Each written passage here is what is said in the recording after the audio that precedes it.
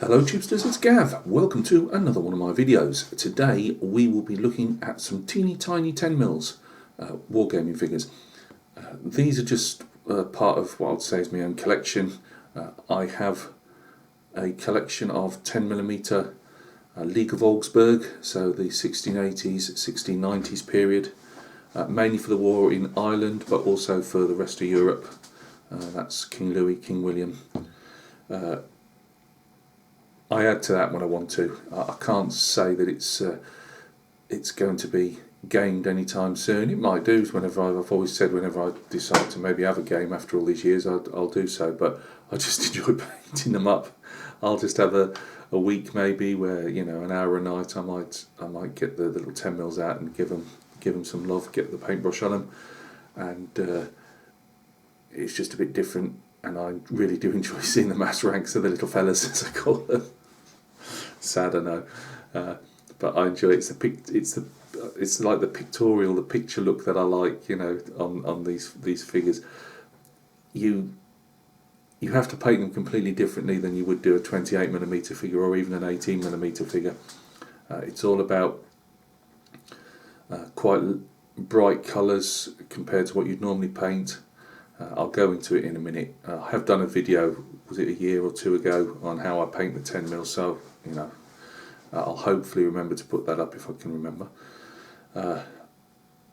But I'd watched Phil's video on his, I believe, 15mm American Civil War, and then Fraser mentioned that he'd bought some 10mm as a trial pack, whatever, to have a go at the Franco-Prussian War from the 1870s, is it? And it just, I thought, you know what, I'd actually got a couple of hours to spare in between all the other things I was doing. It was literally dead time. Well, dead time for me isn't sitting in front of the TV because I've just got no interest in it. And I'm easier at my bench. Obviously with my head and everything, I just prefer being at my bench. So dug out the 10mm. They were 2/3 done, so I only spent probably about 3 hours on them over a couple of 2 or 3 nights. I did 2 hours that I'd got on, and then I spent another hour spread over 15 minutes here and there, and just added to them, finished those off.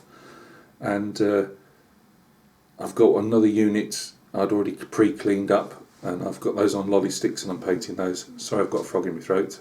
I'm not going to cough, not yet, I'm not turning this off. Join me at the bench. We'll have a look at these. They're only literally tiny units, tiny figures on tiny units, not a lot of them. I have to be a bit economical because even 10mm, I'll go into it in a minute, they're not cheap as chips, if that makes sense. It's a British saying. Chips ain't cheap these days. So join me at the bench. Going all over the shop again. Join me at the bench and we'll take a look. Right guys, thanks for joining me at the bench. I know what you're thinking. How far away are they? They must be at least 20 feet away. Little tiny fellas, 10mm. I like them because they don't take a lot of room up, whether in boxes. I put these aren't at the moment, obviously they're still stuck to the bottle tops, because just to make them easily to handle to show you guys. And they've got to have a final spray of varnish. I just coat the whole figures again and the base, and the tufts don't shine so much. As I said to you guys on a video when I mentioned them the other day, I've got the idea to recreate Rhodes's division for the Confederacy anyway. I'm obviously doing the Union side as well. I'm creating Rhodes's division. This is Ramsher's brigade of North Carolinians, the old Tar Heels. There's a brigade, there's a regiment missing. I did do a regiment previously, but it's my old style where I'd put the static grass down rather than all the tufts. So the one that I've got on the lolly sticks will be just for continuity, will be the fourth into the 4 regiments making up that brigade. As you see, I just use 3 bases. Command figures, just literally 1 officer, now and a colour bearer and I'll just put a drummer on. There's always a saying that I do believe that still one drummer accompanied the command element. I'm not sure. Most drummers usually fell back and they would be stretcher bearers, so I'm led to believe. I'm not an expert on the American Civil War. I just enjoyed the period, and I'm a big fan of the National Park Services, especially at Gettysburg. They do a lot of videos, they do a lot of winter lectures. The couple of battles that are obviously Gettysburg, because it's so well known, and I was never, I say that fussed in Gettysburg. I just mean something to read up on that because it is so well documented. I always liked some of the other battles. Like one of my favourite battles always been Shiloh. I just enjoy that battle for some reason. And there's a good. I can't remember the guy's channel now. I am sub to it. He does follows the guides around there and does videos and stuff. And they're good to listen to and see the terrain. Because someone like me, what chance am I going to get to see Shiloh? Kennesaw Mountain as well. I like as well. Chattanooga. I'm just and I like a lot of the fortification battles as well. So anyway, I'm rambling. These are pendraken figures. They're metal, as I say, 10mm. Let's lift them up just to get an idea. As you see, what I try and do is paint by shapes at this. Let's see, there we go. I don't. Even at this scale, there are lots of folds in the fabric, obviously the shirts, jackets, trousers. I will just do broad shapes of highlights, so obviously following that direction, you'd have just one stripe there, one stripe. I don't like the looking. People can do that in 28mm and they do look like barbershop poles. They look very regimented if you're not careful. But at this scale, I do prefer what I call painting in shapes. So just blobs of colour rather than trying to follow the folds of a jacket particularly. The whole idea is that they stand out that little bit better. And obviously we're dealing with like the Confederate units are a whole mix of colours anyway, which is why I did those first. Union units are mainly all dark blue, so that I do try and use brighter colours. Probably one of the best ways to do these would be using like game colour, like fantasy type colours. They've got a lot more high pigment in them, and they'll give you a lot brighter colour and they'll stand out more. But I don't really have a lot of those. Nearly all mine are either Vallejo models or Andrea, and I am moving more into the Andrea line as I go along. The Tufts. These lighter ones I like because they're roughly to scale. These guys, they're too big in the sense of they spread too far. You know what I mean? It's not so much the height on them. It's you can tell they're bigger Tufts for maybe 18mm really. But they're what I make them all up myself, and I'll just have a morning where I'm just knocking these things out at different scales. And that, unfortunately, that's all I had at hand, and I wasn't going to wait. I'm quite happy. They're only for me. I'm quite happy with them. When you look down at them, they look a nice mix of stuff again. The flags I've just made, or colours I've made myself, they're not very good. I rushed those a bit really. They're on a bit of florist wire. I still actually, it's always the way I put a video up. I've been meaning to do this. I haven't done the little brass bit at the finial at the top yet, but that's just got to be done. I did these as a mix. I did. Then it's not really. It is non-metallic in the sense because it's not metallic paint. But you can see the sword and the bayonets. It's just grey paint or bluey grey paint with some white on. And I actually prefer that because when you look at it from there, the bayonets show up more. Whereas I tried metallic on the other two units, and I'm not sure. Maybe it looks all right. I'm not 100% sure at that scale.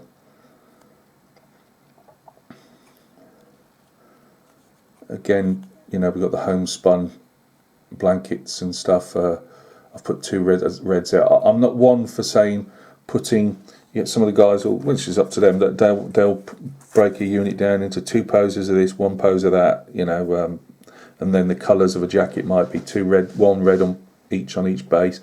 I prefer just a random. I literally just pick them up and put them on, and what's on is what's on. So you might have 2 red shirts together, in that case 2 blankets together, but for me it just looks that slightly bit more random look.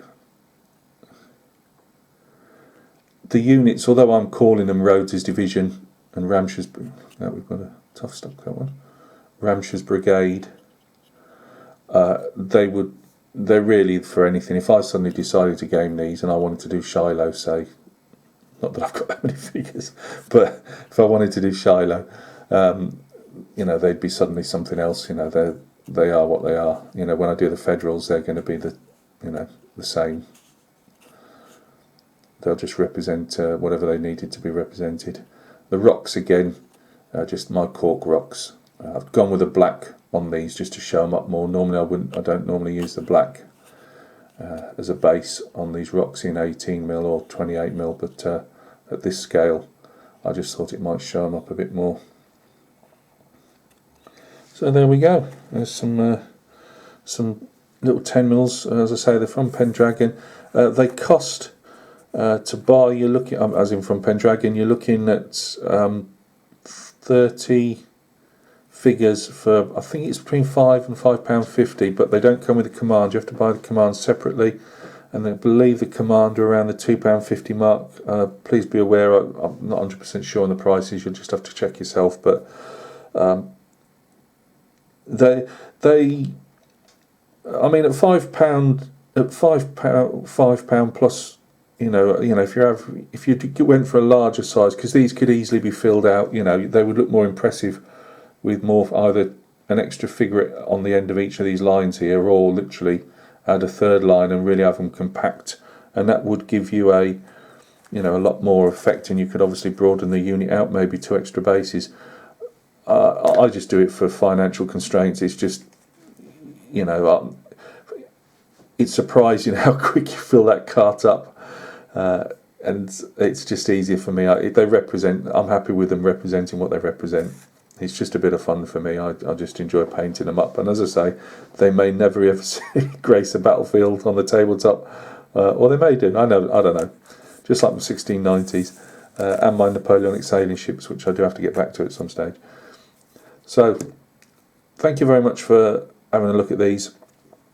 So they're cracking little figures to paint, and as I say, just if you like that way of painting them, paint them slightly brighter than you normally would, and don't be. I personally wouldn't put wash over them. I don't wash my figures in most cases anyway, but at this scale, I do believe it muddies them out too much. They need to pop slightly, and even if the wash is in the, I can understand people saying, well, I wash them to get in all the creases, but you're never going to really see that anyway, and all it does is just make it more muddy effect, as I call it. I personally would just use some bright colours, and as I say, just paint shapes. Put a dot on the elbow and a stripe near the shoulder. Things like that, and they will. I'm just trying to show if there's anything here that I can really show that I've done that with ease, but I can't really. Like this guy in the middle here, I've not particularly followed any curvatures in the fabric, and the guys next to him, it just pulls them out that bit more. And I usually put a higher highlight on the rifle button at the base near the ramrod as well. Again, it just makes that musket show up a bit better.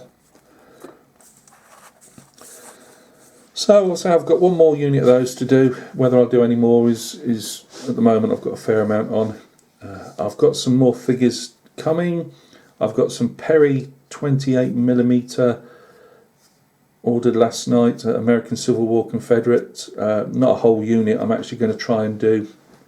I mentioned to Joachim on a comment that I was thinking of doing like little vignettes. These are to sell. No, mercenary that I am. Rather than do a whole unit, because I've got some commission work for the next probably the next 6 weeks or so. So it's just to do something different in between. If I do a 30-man unit, 24-man unit, it just takes me a lot longer. And if I do, I thought, well, if I can do these little vignettes, I get a chance to paint a lot of different figures, and you know, they don't take up as much time, you know, in my schedule. So I've got some Perry Confederates coming for a little vignette.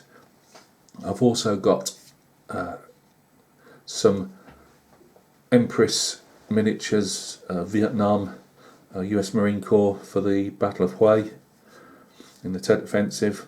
I've been looking at those for a while, and I pulled the trigger on those last night as well. I think I've got 3 packs coming. Again, nothing that breaks my bank, but probably wouldn't break a lot of you. But it's again, just to paint something different. I'll singularly base those. I really like the you know, you always see, I'm a military history buff. I love the American Civil War. I'm the Great War, particularly the British and Dominion forces, Empire forces in the Great War, really interests me. But also Vietnam, whether it's the Australians, New Zealanders in Vietnam, or obviously the Americans themselves. But I've always been drawn to Hue, particularly. There's a real slug match, you know, in a built-up area, which, you know, wasn't on the high plains or in the jungles, and you know, that's always, I've got a couple of books on Hue and things like that. So yeah, it'd be interesting to do those. I've only bought, I think I've got a blooper, guys firing the blooper, and M16s. So there's no, you know, I've not gone mad on it all. It's just to see how I like to paint them. Anyway, waffle. Also, the Chevy pickup truck will be getting painted probably Sunday now. It's so cold. We're doing like anywhere from -1 to -4 here at the moment, and it's going to shoot right back up to 11 Celsius on Monday, Tuesday, Wednesday. Problem is, my wife's working from home on Monday, and obviously I can't stink her out with a lacquer paint, and and also the compressor rumbling away when she's on all these Zoom calls and stuff like that. So that's going to have its black put on, and some other bits, and then I'll at least show that part of it, how far I've got. Not liking the colour one bit, as I said to old Tom. But it is, as Brian BG would say, it is what it is. Just crack on with that. But it's just the fact that I need the windows open. I'm spraying lacquer. Although when I've obviously got a spray booth and I've got my filtered mask on, that's fine.